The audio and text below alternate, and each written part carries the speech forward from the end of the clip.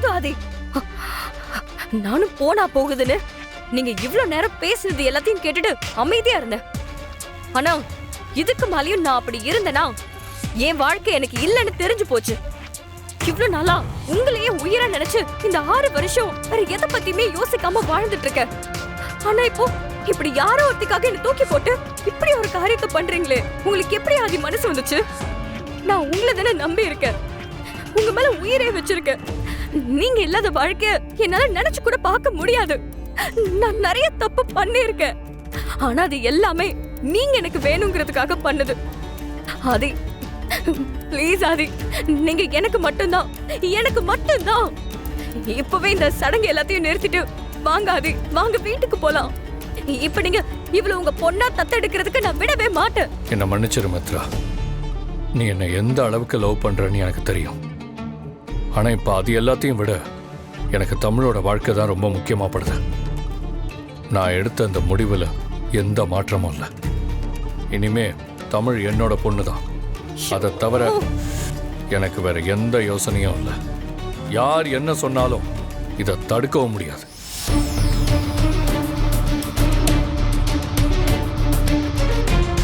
என்ன சொன்னீங்க? என்ன சொன்னீங்க? யாராலையும் தடுத்து நிறுத்த முடியாதா? அப்படியா? என்ன என்ன பேசிட்டு இருக்கீங்க ஆதி? என்ன பேசிட்டு இருக்கீங்க? நீங்க எனக்கு மட்டும்தான் சொந்தம். அதை யாருக்குமே நான் விட்டு கொடுக்க மாட்டேன். என்ன சொன்னீங்க? என்ன சொன்னீங்க? தடுக்க முடியாதா? நான் தொடர்ந்து காட்டுறேன். நீ இப்படி கத்துறதுனாலயோ இல்ல இதோ இந்த மாதிரி நடந்துக்கிறதுனாலயோ என்னோட முடிவை மாத்திக்க முடியாது.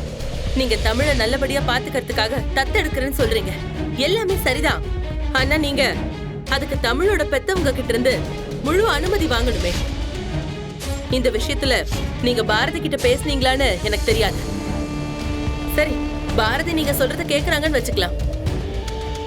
ஆனா நாளைக்கு தமிழோட அப்பா வந்து என் பொண்ண என் அனுமதி இல்லாம எப்படி நீங்க தத்தெடுக்கலான்னு கேட்டா உங்கள்ட்ட சொல்றதுக்கு என்ன பதில் இருக்கு? அவரோட கன்சென்ட் இல்லாம நீங்க தத்தெடுக்க முடியாதுல்ல? அது கூட தெரியாம தானே இந்த ஏற்பாடெல்லாம் பண்ணிருக்கீங்க. நந்தினி, உங்களோட கேள்விக்கு என்கிட்ட பதில் இருக்கு.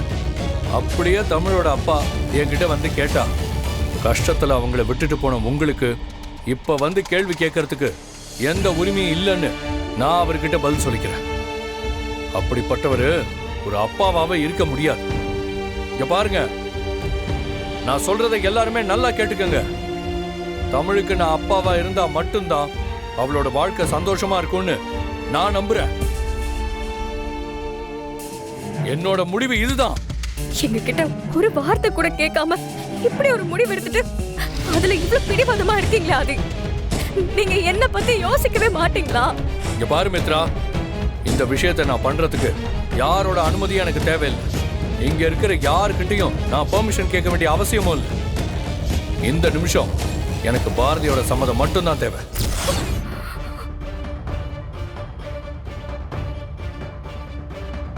நடக்கிற எல்லாத்தையும் கடவுள் பார்த்துக்கிட்டு தான் இருக்காரு. நீ பண்ற பாவத்துக்கு கண்டிப்பா பதில் சொல்லியே ஆகணும்.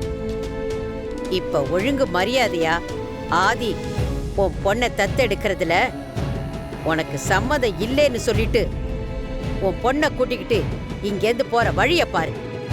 அதுதான் எல்லாருக்கும் நல்லது. ஒரு நிமிஷம் எல்லாரும் பேசாம இருக்கீங்களா?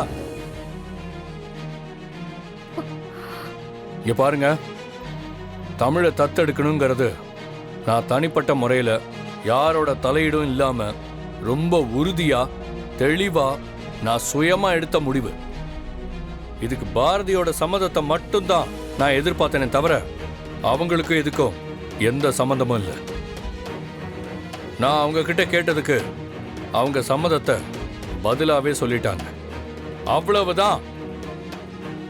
இதுக்கப்புறம் நீங்க யாரும் இதை பத்தி பேசுறதுல எந்த பிரயோஜனமும் இல்லை. இங்க நடக்க போறத யாரும் மாத்தவும் முடியாது, தடுக்கவும் முடியாது. மாட்டேன். இப்படி ஒரு அசிங்கம் நடக்கிறதுக்கு நான் விடவே மாட்டேன். நான் விடவே மாட்டேன். மித்ரா, உனக்கு அவ்வளவுதான் மரியாதை. என்ன ஆதி? என்ன கோவப்படுறீங்களா? ஐயோ,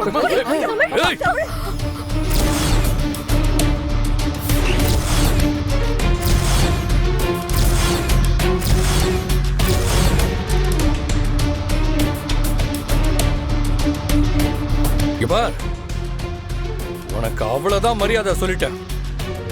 இது கோயிலா இருக்கிறதுனால உங்களை கையை அடிக்காம கீழே இறக்கிட்டேன். ஆனா நான் எப்பவும் இதே அளவுக்கு பொறுமையா இருப்பேன்னு என்னால சொல்ல முடியாது. இதுக்கு மேலேயும் என் கோவத்தை சீண்டாத மித்ரா. என் பேத்தி குளத்துல குதிச்சுட்டா, யாராவது காப்பாத்துங்களே. கொஞ்சம் சீக்கிரம் வாங்க. ஐயோ, காப்பாத்துங்கப்பா. நந்தினி, நீ அவ கூட தானே பேசிட்டு இருந்த. அவ இப்படி பண்ண போறான்னு தெரிஞ்சதும் நீ ஏதாவது சொல்லி சமாளிச்சிருக்கலாம்ல. மித்ரா ரொம்ப சோகமா பேசிட்டு இருந்தா மாமா. ஆனா இப்படி பண்ணுவான்னு நினைச்சு கூட பார்க்கல. என் பேத்தி கல்யாணத்தை பார்க்கலாம் நீங்க வந்து இங்க என்னென்னமோ நடக்குது. கடவுளே, ஏன் இப்படி எல்லாம் சோதிக்கிற? என் பேத்திய காப்பாத்தி கொடுப்பா. என்னாச்சு? காணும் சார். ஐயோ பாருங்க. மித்ராக்கு வர வர கொஞ்சம் கூட பொறுமையெல்லாம் போச்சு. இவ பண்ற ஒவ்வொரு பிரச்சனையும் நான் சரி பண்ணணும்னு நினைக்கிறேன். ஆனா இவ அதிகப்படுத்திக்கிட்டே போறா. என்ன பண்றது? மித்ரா, கண்டிப்பா நீ இவரை பயமுறுத்துறதுக்காக தான் இந்த வேலையை பார்த்திருக்கேன்னு எனக்கு நல்லா தெரியும்.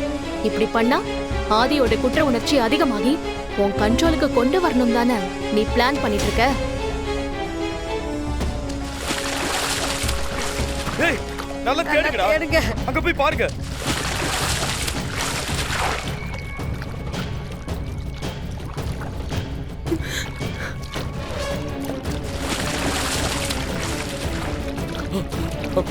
கொண்டு வாங்க.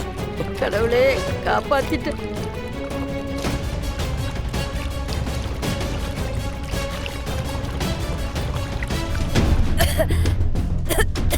என்னடா தவக்கல, மித்ரா இப்படி ஒரு காரியத்தை பண்ணி வச்சிருக்கா?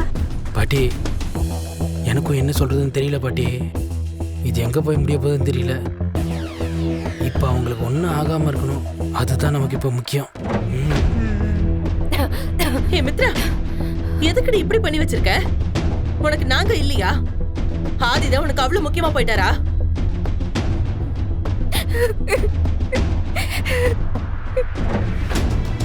என்னப்பா எல்லாரும் நின்று வேடிக்கை பார்த்துட்டு இருக்கீங்க? அதான் காப்பாத்தியாச்சுல, வாங்க போலாம்.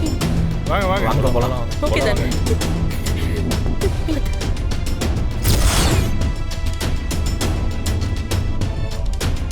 பாட்டி.